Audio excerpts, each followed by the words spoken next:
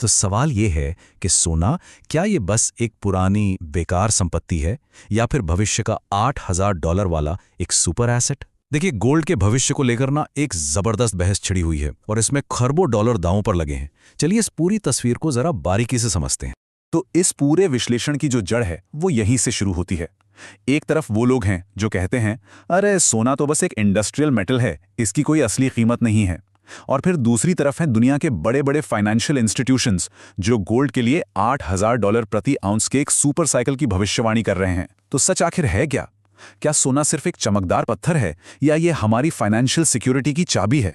चलिए इस बहस की शुरुआत करते हैं एक चौंकाने वाले आंकड़े से। अभी हाल ही में कुछ ही महीनों के अंदर सोने की जो कुल बाजार कीमत है, मतलब मार्केट कैप, उसमें से लगभग $9 ट्रिलियन साफ हो गए। इतनी बड़ी गिरावट ने सोने के खिलाफ जो तर्क दिए जा रहे थे उनको और भी हवा दे दी है। तो चलिए अब चलते हैं हमारे विश्लेषण के पहले हिस्से में और समझने की कोशिश करते हैं कि सोने के खिलाफ ये नए दौर के तर्क आखिर हैं क्या? क्या वाकई सोना इस डिजिटल युग में फंडामेंटली टूट चुका है? जो लोग गोल्ड की आलोचना करते हैं वो कहते हैं कि इसके साथ 6 बड़ी मौलिक कमजोरियां हैं। सबसे पहला है स्टोरेज का रिस्क। भाई घर पर रखो तो चोरी का डर, बैंक में लॉकर का खर्चा। दूसरा, इसकी शुद्धता पर हमेशा एक शक बना रहता है। तीसरा है इलिक्विडिटी, मतलब सोचिए जरा, आधी रात को पैसों की जरूरत पड़ जाए तो सोने की ईंट को कैश में कैसे बदलेंगे। चौथा, इसे एक जगह से दूसरी जगह ले जाना भी तो एक झंझट है। पांचवा, और ये सबसे चौंकाने वाला तर्क है, क्या इसकी सप्लाई अनलिमिटेड हो सकती है? और छठा, इसे छोटे छोटे हिस्सों में आसानी से बांटा नहीं जा सकता। और यहीं पर आता है सबसे सनसनीखेज दावा। आलोचकों का कहना है कि एआई यानी आर्टिफिशियल इंटेलिजेंस सोने को असीमित बना देगा। उनका तर्क है कि एआई की मदद से सोने की खोज का सक्सेस रेट 1% से उछलकर सीधा 70% हो जाएगा। और रोबोट्स, वो 24 घंटे 7 दिन जमीन में और भी गहराई तक और ज्यादा तेजी से माइनिंग करेंगे, जिससे सप्लाई इतनी बढ़ जाएगी कि कीमत गिर जाएगी। तो सोने के खिलाफ जो पूरा केस है उसका निचोड़ ये है कि ये 5000 साल पुरानी व्यवस्था है। ये कुछ वैसा ही है जैसे आज उड़ने वाली कारों के ज़माने में कोई ट्रांसपोर्ट के लिए घोड़े का इस्तेमाल कर रहा हो। सीधा सीधा कहें तो ये भविष्य के लिए एक पुरानी पड़ चुकी टेक्नोलॉजी है। लेकिन रुकिए, कहानी यहीं खत्म नहीं होती। अब सिक्के का दूसरा पहलू देखते हैं और समझते हैं प्रोफेशनल इंस्टीट्यूशनल नज़रिया। आखिर क्यों दुनिया के बड़े बड़े वित्तीय संस्थान सोने में कई सालों तक चलने वाली एक ज़बरदस्त तेज़ी, एक सुपर साइकिल देख रहे हैं? चलिए एक ऐसे आंकड़े से शुरुआत करते हैं जो सबका ध्यान खींचेगा। कुछ बड़े संस्थान अनुमान लगा रहे हैं कि लंबे समय में सोने की कीमत $2,50,000 प्रति 10 ग्राम तक पहुंच सकती है। जी हां, बिल्कुल सही सुना आपने। और ये जो प्रोफेशनल प्राइस टारगेट्स हैं, ये कहानी को और भी साफ कर देते हैं। इंस्टीट्यूशनल मॉडल्स के हिसाब से 2026 तक सोना 5,000 से $5,750 तक जा सकता है। 2027-28 में ये $5,400 से $6,500 के बीच रह सकता है और 2030 तक ये $8,000 के स्तर की ओर बढ़ सकता है। तो सवाल उठता है कि इतने बड़े टारगेट्स के पीछे की वजह क्या है? इसके 3 मुख्य मैक्रो कारण हैं। पहला, जियोपॉलिटिकल रिस्क। देखिए, जब दुनिया में तनाव बढ़ता है तो लोग सुरक्षित निवेश की तरफ भागते हैं और सेंट्रल बैंक भी डॉलर पर अपनी निर्भरता कम कर रहे हैं। दूसरा, महंगाई और मॉनेटरी पॉलिसी। जब कागजी मुद्रा की कीमत घटती है तो सोना उसके खिलाफ एक मजबूत ढाल का काम करता है। और तीसरा, इंस्टीट्यूशनल डिमांड, जो रुकने का नाम ही नहीं ले रही। दुनिया भर के सेंट्रल बैंक्स हर तिमाही लगभग 190 टन सोना खरीद रहे हैं। अच्छा, तो अब वापस आते हैं उस टेक्नोलॉजी वाले तर्क पर जो सोने के खिलाफ दिया जा रहा था।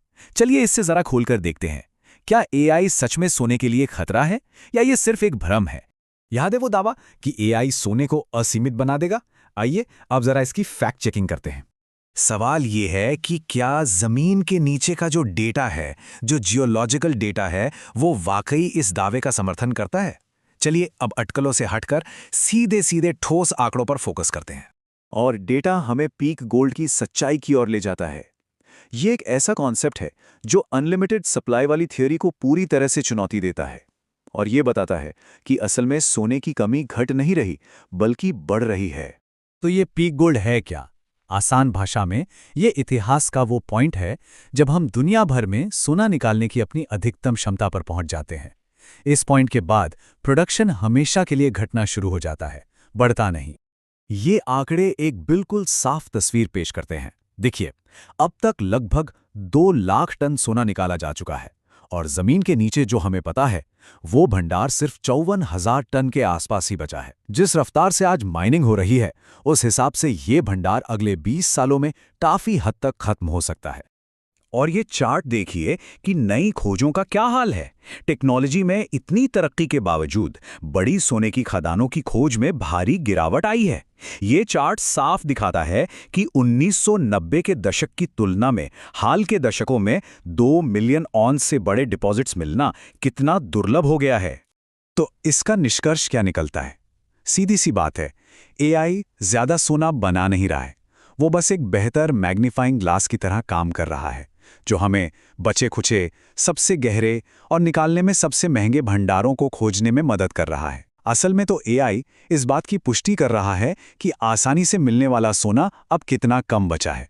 अगर आपको ये डीप डाइव एनालिसिस मददगार लग रहा है, तो हमारे चैनल विश 100 करोड़ को अभी लाइक, शेयर और सब्सक्राइब जरूर करें। और अगर आप सीखने और बाजार के त्वरित अपडेट के लिए सीधे हमसे जुड़ना चाहते हैं, तो हमारे व्हाट्सएप ग्रुप में शामिल हों। लिंक आपको हमारे चैनल पेज पर ही मिल जाएगा। तो अब आते हैं सबसे जरूरी हिस्से पर। इस पूरे विश्लेषण से हमें क्या समझना चाहिए? चलिए, काम की बात को शोर से अलग करते हैं। तो एक निवेशक के नजरिए से इसका क्या मतलब है?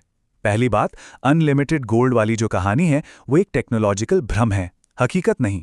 दूसरी, सोने की कमी भूवैज्ञानिक रूप से असली है और ये लगातार बढ़ रही है।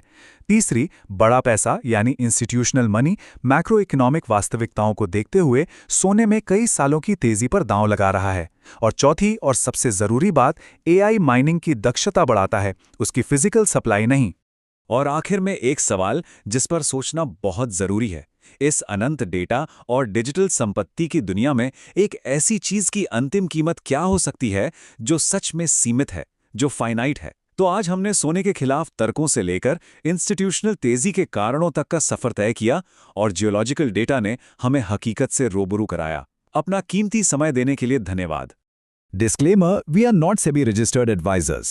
This video is for educational and learning purposes only. Please do your own research or consult your own financial advisor before taking any financial decisions.